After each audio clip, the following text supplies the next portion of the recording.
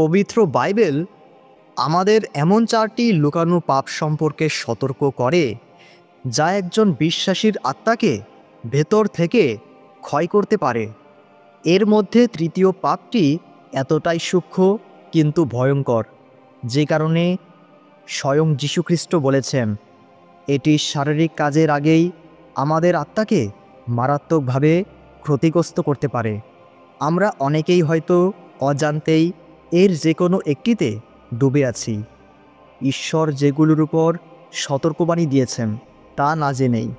যদি আপনার মনে হয় এটি অতিরঞ্জন, তবে বাইবেল কি বলে তা শুনলে আপনার ধারণা পাল্টে যাবে।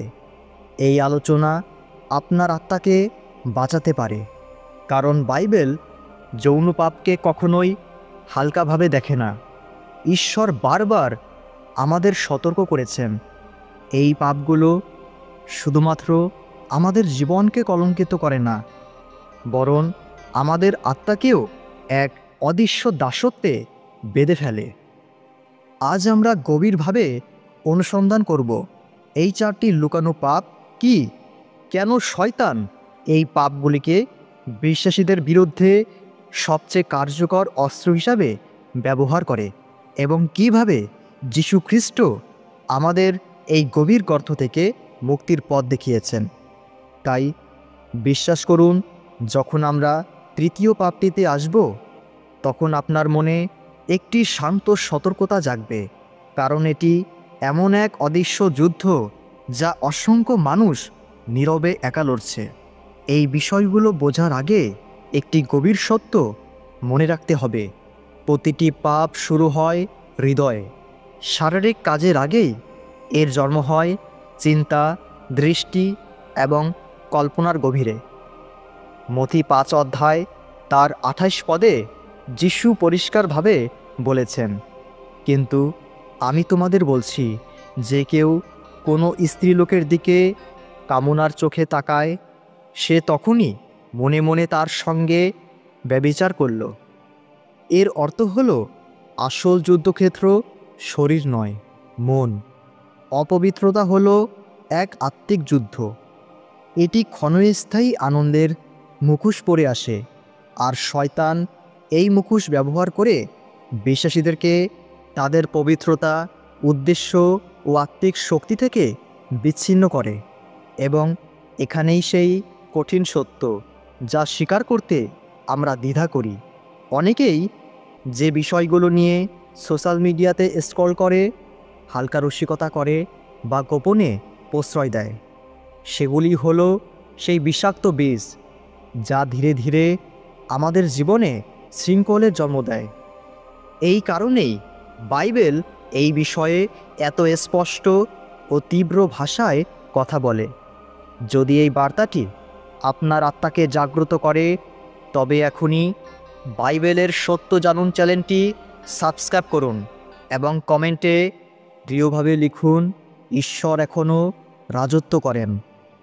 মনোযোগ সহকারে শুনুন, এখানেই অনেকে অজান্তেই আটকা পড়ে।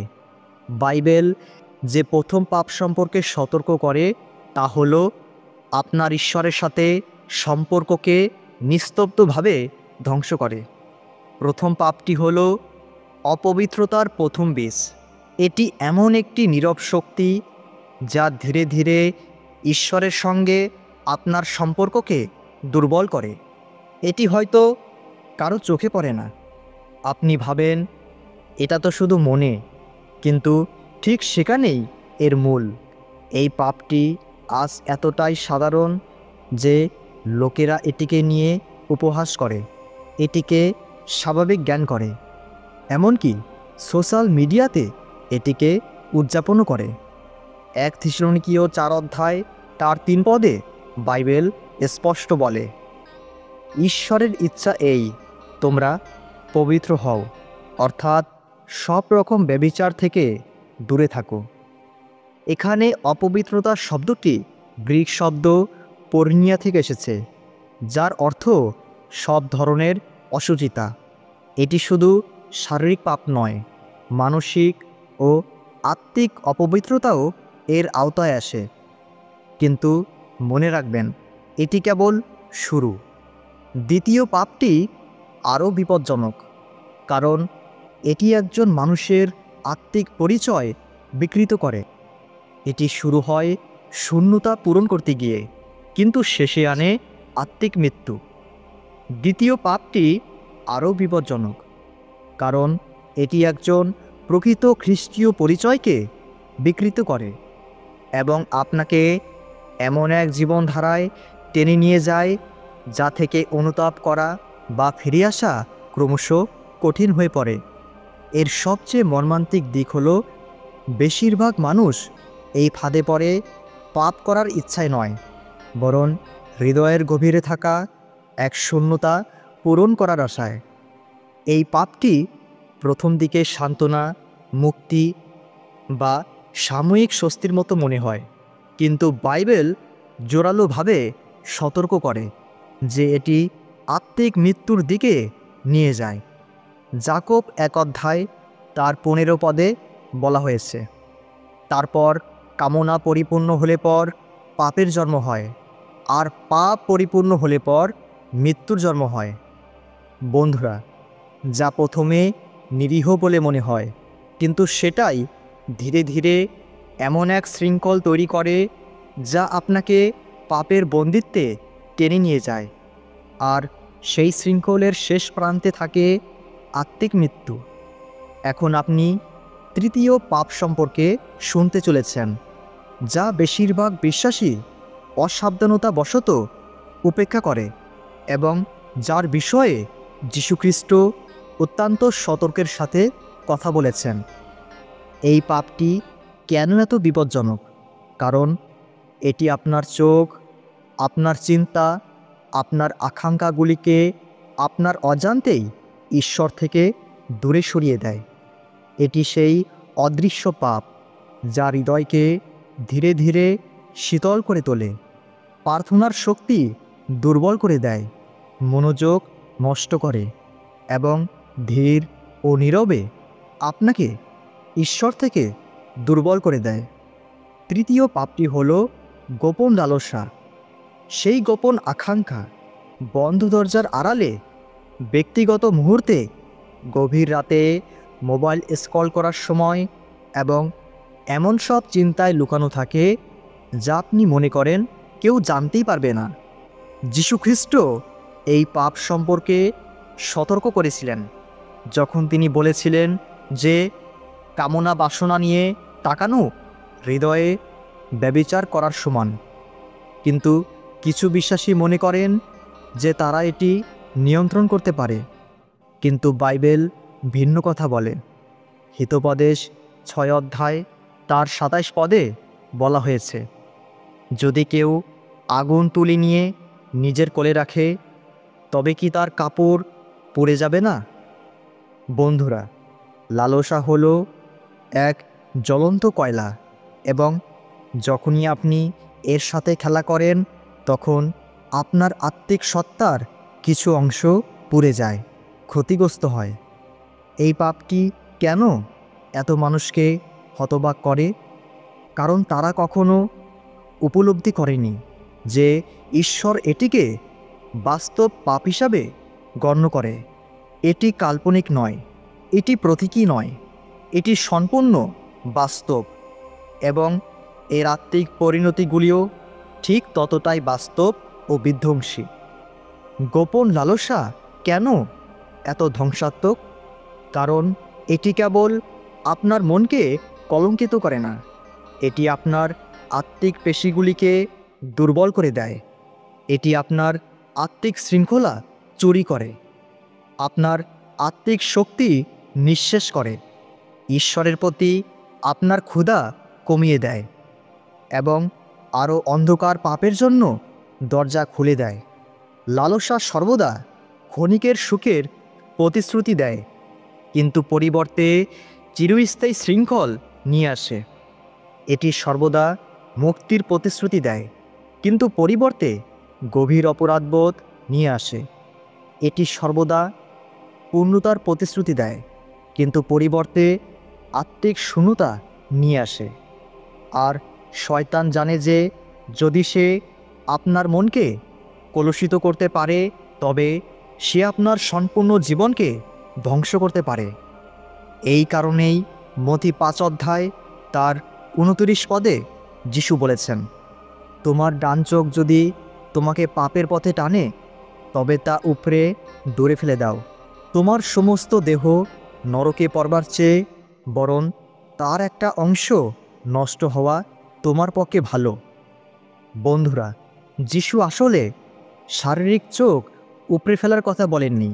তিনি বলেছেন, যে কোনো সম্পর্ক, অভ্যাস বা সুযোগ যা আপনাকে পাপের দিকে টানে, সেটিকে পুরোপুরি বাদ দিন। কারণ এটিকে যদি বাড়তে দেন, তবে এটি আপনার পুরো আত্মাকে গ্রাস করে ফেলবে। বন্ধুরা, মনোযোগ সহকারে শুনুন, কারণ চতুর্থ পাপটি এমন এক গভীর ক্ষত যা নিয়ে খুব কম বিশ্বাসী খোলাখুলি কথা বলে, কিন্তু এটি অজান্তেই বিবাহ ধ্বংস করে, সম্পর্কগুলিকে হত্যা করছে এবং এমন এক প্রজন্ম তৈরি করছে যারা সঠিকভাবে ভালোবাসতে পারে না। এটি ব্যভিচার নয়, পরকীয়া নয়, লালসা নয়, এটি আরও গভীর কিছু, যা আত্মিক স্তরে হৃদয়কে কলুষিত করে। এই চতুর্থী পাপটি হল আবেগিক বিশ্বাসঘাতকতা। যখন আপনার হৃদয় এমন কারোর সাথে আবেগগতভাবে সংযুক্ত হয় যাকে ঈশ্বর আপনার জন্য নির্ধারিত করেননি। ব্যভিচার ঈশ্বরের সাথে আমাদের আত্মিক ঘনিষ্ঠতাকে শুষ্ক করে দেয়, সম্পর্কগুলিতে বিশ্বাস ভেঙে দেয় এবং সেই সাথে স্বার্থপরতা, হিংসা, ঈর্ষা এবং আত্মপ্রতারণার দরজা খুলে দেয়। এটি আপনার আবেগিক আকাঙ্ক্ষাগুলিকে ভুলভাবে বিন্যাস করে এবং আপনার হৃদয়কে ঈশ্বরের সত্যের পরিবর্তে একটি মিথ্যা কল্পনার সাথে সংযুক্ত করে। এটি এমন এক পাপ যা লোকেরা না জেনে এতে পড়ে যায়, আর শয়তান এই পাপকে ভালোবাসে, কারণ এটি ধীরে ধীরে অদৃশ্যভাবে আপনার আত্মাকে ধ্বংস করে। বন্ধু, শুনুন একটি আধ্যাত্মিক সত্য যা আপনার জীবন পাল্টাতে পারে। পাপ আলোকে ভয় পায়, তাই যখনই আপনি তা উন্মুক্ত করেন, তখন তার শক্তি মুহূর্তেই ভেঙে পড়ে। স্বীকারোক্তি শুধু একটি শব্দ নয়, এটি শিকল ভাঙ্গার আওয়াজ। দায়িত্ববোধ লুকানো পাপ এবং গোপন পাপকে সামনে আনে আর তাদের শক্তি ভেঙে দেয়। প্রার্থনা দুর্বল মানুষের হাতকে ঈশ্বরের শক্তিতে রূপান্তরিত করে, আর পবিত্র আত্মা, তিনি আপনার অন্তরের লড়াইয়ে আলো জ্বালিয়ে দেন, অন্ধকারকে ভেঙে দিয়ে আপনার মনকে নতুন করেন, আপনার আকাঙ্ক্ষাকে বদলে দেন আর আপনাকে সেই পথে টেনে নেন যেখানে ঈশ্বর হাঁটছেন। তাই বন্ধু, যত যিশুর কাছে আসবেন, প্রলোভনের কণ্ঠ তত দুর্বল হবে, তত ক্ষীণ হবে, তত শক্তিহীন হয়ে যাবে। কারণ পবিত্রতা একদিনের বিজয় নয়, এটি যুদ্ধ, এটি যাত্রা, এটি প্রতিদিন সিদ্ধান্ত নেওয়া। আমি পাপের দিকে নয়, ঈশ্বরের দিকে ফিরব। আর যখন আপনি ভাববেন আপনি ভেঙে গেছেন, যখন মনে হয় আমি আর পারছি না, যখন মনে হয় আমি অযোগ্য, তখন এই সত্যটি শুনুন, যে পাপের সঙ্গে আজ আপনি লড়াই করছেন, যিশু সেই পাপের মূল্য নিজের পবিত্র রক্তে পরিশোধ করেছেন। তাই ঈশ্বরের অনুগ্রহ আপনার অপরাধবোধের চেয়েও বড়। তার ভালোবাসা আপনার লজ্জাকে ডুবিয়ে দেয়, তার শক্তি আপনার আসক্তির দেওয়াল ভেঙে ফেলার জন্য যথেষ্ট। আপনি দুর্বল হলেও তিনি শক্তিশালী, আপনি পড়ে গেলেও তিনি তুলে ধরেন, আপনি শিকলে বাঁধা থাকলেও তিনি সেই শিকল ভাঙেন। কারণ যিশুর সামনে কোনো শৃঙ্খল এত শক্ত নয় যা ভাঙা যায় না। তাই সম্পূর্ণভাবে আপনার হৃদয় যিশুকে দিন এবং ঈশ্বরের বাক্য আপনার অন্তরে রাখুন, কারণ ঈশ্বরের বাক্যই হলো আপনার চলার পথের আলো। জয় যিশু।